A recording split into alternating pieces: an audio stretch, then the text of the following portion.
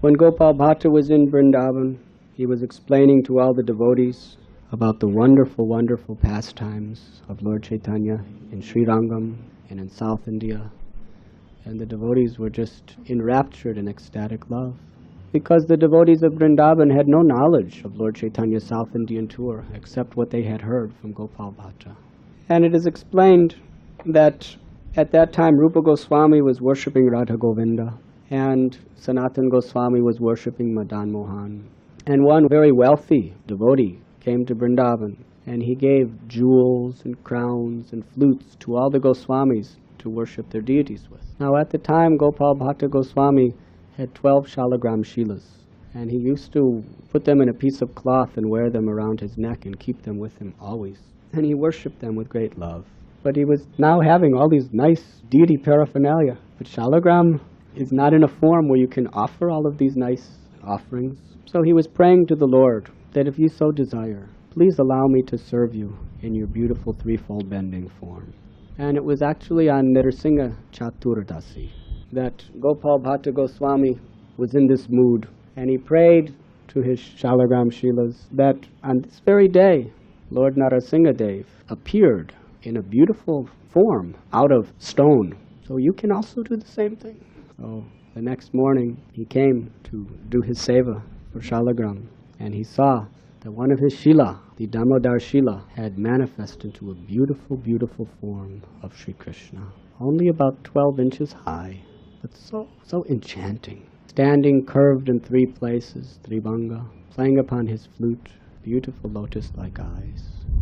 And when Gopal Bhatta Goswami saw this wonderful mercy, how Damodar Shila had manifested this beautiful form of Sri Krishna, he bowed down and began to offer wonderful, wonderful prayers. At that time, Srila Rupa Goswami, Srila Sanatan Goswami, and the other great Gaudiya Vaishnavas, they heard this news, and they came to that place where Gopal Bhatta Goswami was offering his prayers. And when they saw the beautiful, beautiful form of Radha Raman, they were struck with wonder. In fact, it is said that there are 3 prominent deities of Vrindavan: Sri Govinda, Gopinath, and Madana Mohan. And it is explained by the Gaudiya Vaishnavas that Krishna's lotus feet are fully manifested in the most extraordinary way in Madan Mohan, who is the Sambandha Gyan Murti. We establish our relationship with Krishna by first approaching his feet. And then the Abhidheya Murti, that is Govindaji.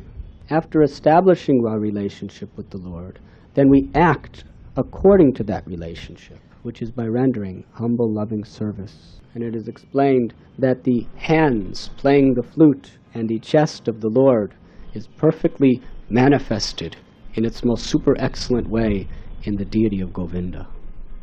And through serving the Lord, Abhidheya Gyan, gradually we become utterly purified and attain the state of Prayojana Bhakti. That means the ultimate goal of unalloyed love of God in the mood of the residents of Vrindavan. And Gopinath Murti, it is said that Prayojana is the face of the Lord.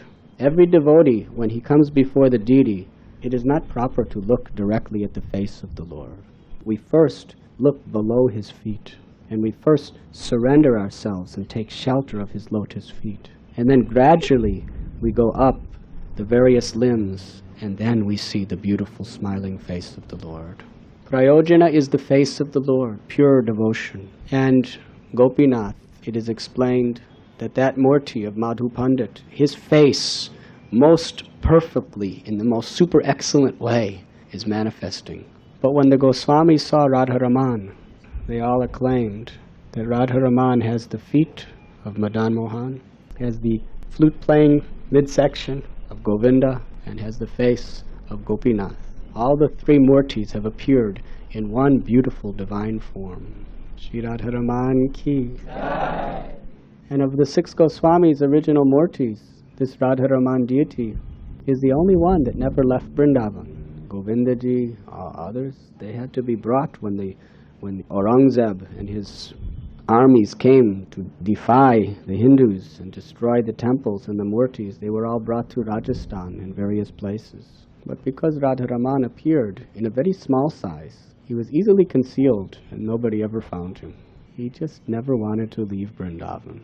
Gopal Bhatta Goswami named him on that day Radha Raman, one who gives the greatest pleasure to Srimati Radharani. And Rupa and Sanatan and all the devotees had a wonderful, wonderful festival to celebrate the appearance of Sri Radha Raman. And in Vrindavan today, the day after Narsingha Chaturdasi, is a massive, grand festival at the Radha Raman temple to celebrate his most auspicious, extraordinary appearance. But one day, as Gopal Bhatta was worshipping him, he began to feel very sad. In fact, he felt quite guilty. In the transcendental realm of bhakti, feelings like guilt and sadness are forms of ecstasy. Some people who follow various yogic principles, they think that when you become perfectly self-realized, you have no such feelings. You're just equiposed under every circumstance. But devotees, when they see others suffering, they cry. But that crying out of compassion is a form of ecstasy. They have all emotions in the most intensified form.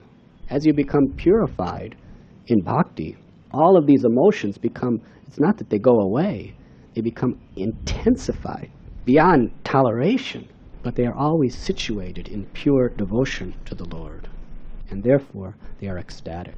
So Gopal Bhatta was thinking that before my father, Venkata Bhatt, left his body, he told me that I should spend my life worshipping Lord Sri Chaitanya Mahaprabhu, who's the Supreme Personality of Godhead. And I'm spending all my days worshipping this beautiful form of Krishna as Radha Raman, but I feel that I'm neglecting my father's order because I'm not worshipping Lord Chaitanya directly.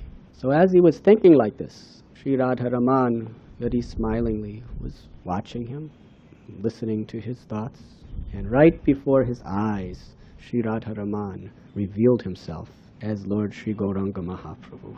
Beautiful, beautiful golden form, Gaura Sundar, dancing and chanting the holy names.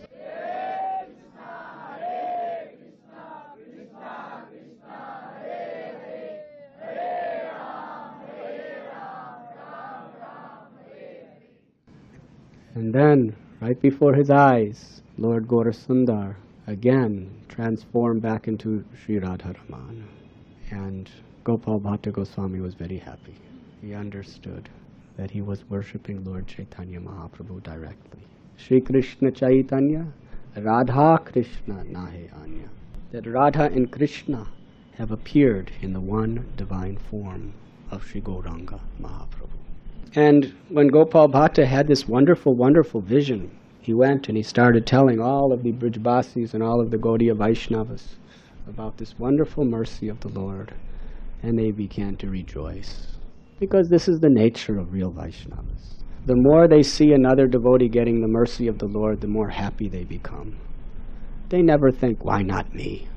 Why I am not getting this special mercy? Because they're always very much praying for the welfare and for the advancement of all other Vaishnavas. This is the mood that is cultivated in real Vaishnava society. Gopal Bhatta Goswami lived in the association of the Vrindavan Gaudiya Vaishnavas for many long years. He assisted in the writings of Hari Bhakti Vilas, Krishna Karnamrita, commentary, and so many others. He wrote introductions to the Sandarbhas by Jiva Goswami. In this way, he was always assisting the devotees. And through his disciples, one of his disciples, Raj Man Singh, who was a general under Akbar, he ordered him to build the beautiful temple of Govindaji for Rupa Goswami's deity. And he was just always immersed in assisting the other devotees in their wonderful services, assisting them in writing their books, assisting them in their deity worship, assisting them by building temples for them.